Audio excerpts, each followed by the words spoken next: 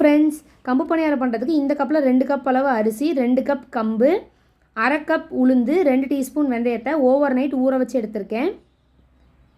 இப்போ வாஷ் பண்ணி வச்சுருக்கிற வெந்தயத்தையும் உளுந்தையும் சேர்த்து நல்லா அரைச்சி எடுத்துக்கலாம்.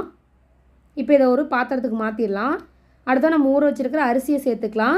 நான் வந்து சாப்பாட்டு அரிசி தான் யூஸ் பண்ணியிருக்கேன். நீங்கள் வேணும்னா இதில் பச்சை அரிசியோ அப்படி இல்லைனா இட்லி அரிசி கூட யூஸ் பண்ணி செய்யலாம்.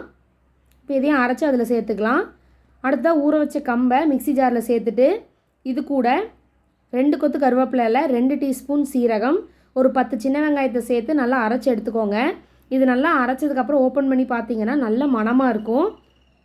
இப்போ இது எல்லாத்தையும் அந்த மாவோடு சேர்த்துட்டு தேவையான அளவு உப்பு போட்டு நல்லா மிக்ஸ் பண்ணி ஒரு 8 மணி நேரம் புளிக்க வச்சிடலாம். 8 மணி நேரத்துக்கு அப்புறம் பார்த்தீங்கன்னா மாவு நல்லா புளிச்சிருக்கும். இப்போ நீங்கள் இதில் தோசையாவோ இல்லை பணியாரமாவோ சுட்டு எடுத்துக்கலாம். ரொம்ப அருமையாக இருக்கும். கண்டிப்பாக இந்த ரெசிபியை ட்ரை பண்ணி பாருங்கள். எப்படி இருந்துச்சுங்கிறத கமெண்ட்ஸில் ஷேர் பண்ணுங்கள். தேங்க்யூ.